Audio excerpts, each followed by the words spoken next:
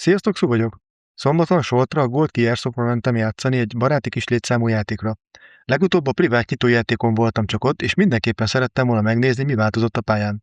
Sajnos a korral jár, de otthon felejtettem tölteni a fejkamerámat, cserébe kipótoltam a gameplayt drón felvételekkel. Úgyis a pályáról szerettem volna többet mutatni, nem a játék stílusomról. Rengeteg helyen lett növényzet letolva, illetve az erdő sűrű részein is lettek új ösvények vágva.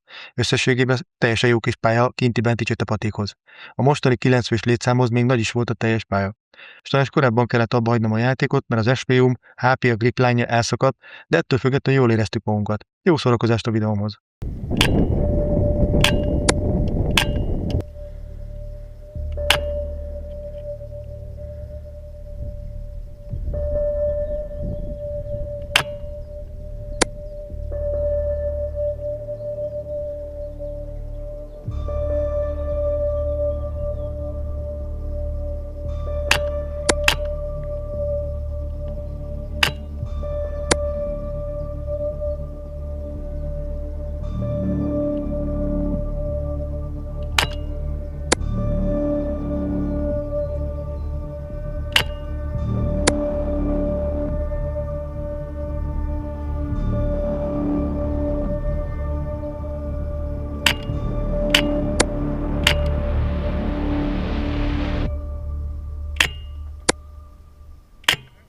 Oké.